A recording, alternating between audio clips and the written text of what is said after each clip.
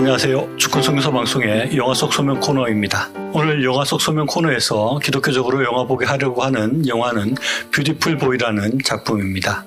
이 영화는 칼럼니스트인 데이비드 셰프가 자신이 겪었던 일을 2008년에 쓴 책을 바탕으로 2019년에 개봉된 영화입니다. 마약 중독에 빠져있던 아들과 있었던 실제 이야기를 토대로 하고 있습니다. 이 영화의 줄거리라고 할 것이 별로 없습니다.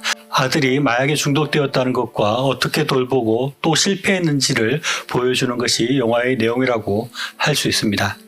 영화는 아버지가 아들의 중독 문제로 전문가를 찾아가서 상담하는 것부터 시작합니다.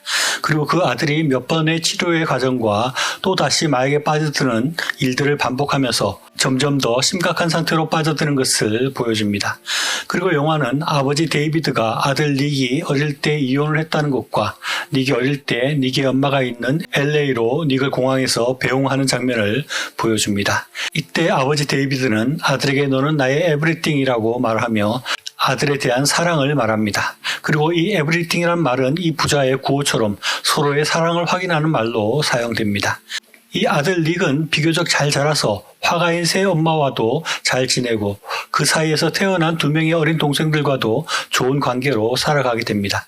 그는 공부도 잘해서 많은 대학에 입학 허가서를 받기도 하였고 아버지를 닮아 글쓰기도 잘합니다. 그런데 그때쯤부터 마약에 빠져들기 시작을 했습니다.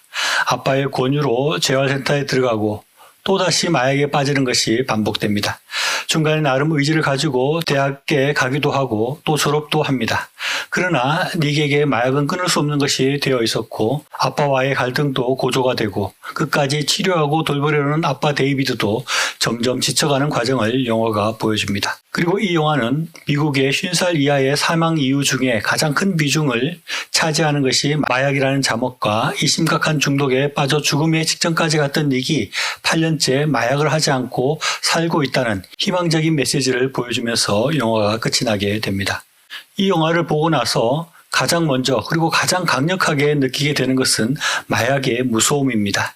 닉의 경우도 그렇지만 마리아나와 같이 중독성이 강하지 않은 마약을 재미삼아 시작하지만 점점 더 치명적인 마약으로 나아가게 되고 되돌이킬 수 없는 그런 상태에 이르게 된다는 것입니다. 그리고 마약을 통해서 경험했던 것을 잊지 못하기 때문에 다시 그 마약을 끊을 수 없게 되고 또 마약에 중독되면 뇌가 손상이 되어서 되돌리기 어려운 상태가 되고 마약을 끊을 수 없는 정신 상태가 된다는 것을 영화를 통해서 보게 됩니다. 이 영화는 이런 마약의 무서움을 잘 말해주고 있습니다. 그리고 아버지 데이비드가 아들을 구하기 위해서 노력하는 모습을 보면서 참으로 안타까운 마음이 듭니다. 그렇게 아들을 도와주고 싶고 마약의 늪에서 빼내려고 하지만 도저히 빠져나오지 못하는 아들의 모습도 안타깝고 또 주변의 전문가들도 마약을 벗어나는 것이 아주 희박한 가능성이라고 말을 합니다. 그리고 저는 이 영화를 보면서 아버지와 아들의 구호인 에브리띵이라는 말이 중요한 의미가 있는 것이 아닌가 하는 생각을 해보게 됩니다. 아빠의 집을 떠나서 엄마가 있는 LA로 비행기를 타고 가는 닉에게 아빠는 에브리띵이라는 말을 합니다. 그것은 닉에게 에브리띵이라는 말이 필요했다고도 할 수 있고 또 아빠가 나를 에브리띵이라고 생각하지 않고 있다는 의심, 즉 사랑의 결핍을 느끼고 있었던 것이 아닐까 하는 생각을 하게 됩니다. 이혼을 했다는 것은 자신을 소중히 여기지 않는다는 것을 생각하고 있었다는 것을 우리가 추측해 볼 수 있습니다. 모든 이혼 가정의 자녀들이 마약을 하는 것도 아니고 닉이 마약에서 손을 떼고 빠져나오지 못한 원인이 부모의 이혼이라고 말할 수는 없지만 최소한 아빠 데이비드는 그런 죄책감을 가지고 있었던 것이 아닌가 또 마약의 중독의 이유를 그쪽으로 생각하는 것이 아닌가 하는 생각을 해보게 됩니다. 아무튼 사랑의 결핍이 문제이고 모든 문제의 원인일 수 있다는 생각을 해보게 되는 것입니다. 그리고 저는 영화를 보면서 사람이 다른 사람의 문제를 돕고 해결하는 것이 이렇게 어려운 일이라는 것을 다시 한번 생각할 수 있었습니다. 꼭 마약의 문제가 아니더라도 크고 작은 문제들을 가지고 있는 사람들이 주변에 많이 있습니다. 술이나 도박 같은 다른 종류의 중독 문제를 가진 사람들도 있고 꼭 중독은 아니더라도 좋지 못한 습관에 빠져서 잘못 살고 있는 사람들이 많이 있습니다. 그들을 돕는 것이 예수님께서 우리에게 원하시는 일이고 그것이 이웃사랑이고 그것이 그리스도인의 할 일이고 우리의 소명이라고 생각할 수 있을 것입니다. 그러나 이 영화를 보면서 이런 이웃을 돌보는 일이 얼마나 어려운 일인가 하는 것을 생각하게 됩니다. 물론 그 모든 문제들이 네게 심각한 마약 중독 정도는 아니겠지만 대부분의 문제들 또한 쉽게 한두 마디 충고나 설득으로 해결되지 않는다는 것을 자주 경험하게 됩니다. 마치 데이비드가 닉에게 느끼는 절망감 비슷한 것들이 느껴지는 것입니다.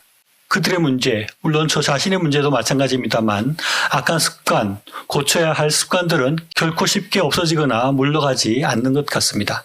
그러나 영화에서 아빠 데이비드가 보여주듯이 끝까지 포기하지 않고 돌보려는 마음, 또 끝까지 사랑으로 품는 마음이 있을 때 우리는 그 중독을 이기고 악한 것들과 죄악된 습관들을 이길 수 있지 않을까 하는 생각을 하게 됩니다.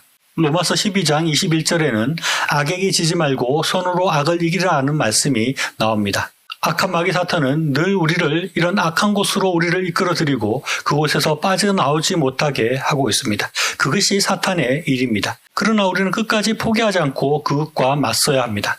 우리는 이웃들을 그 악한 곳에서 벗어나게 하기 위해서 포기하지 않고 끝까지 관심을 가지고 도와야 합니다. 몇 번씩 실패하고 실패가 끊임없이 반복될 수도 있습니다. 그러나 우리가 포기하지 않고 끝까지 맞서 싸울 때 우리는 주님의 은혜로 그 악에서 승리할 수 있게 될 것입니다. 간혹 신앙의 힘으로 단번에 그런 중독에서 벗어날 수 있고 그것을 이길 수 있다고 생각하는 사람들이 있습니다.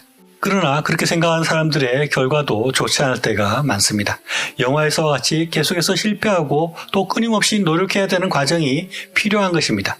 그렇게 포기하지 않고 믿음과 소망을 가지고 나아갈 때 주님의 은혜가 함께하고 주님 주시는 힘으로 우리가 이길 수 있다고 저는 생각합니다. 영화가 아빠가 아들을 결국 포기하고 아들 닉의 죽음으로 끝나지 않고 계속 싸우는 모습으로 끝이 나서 좋았습니다. 그래서 저는 이 영화를 한 번씩 보기를 권하고 싶습니다. 유튜브를 통해서 아주 저렴하게 볼 수 있으니 같이 한번 보시면 좋겠습니다.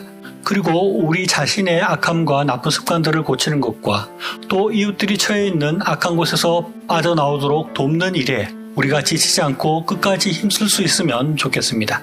그것이 지금 우리에게 명하시는 명령이고 우리의 소명이 아닐까 생각합니다. 시청해 주셔서 감사합니다.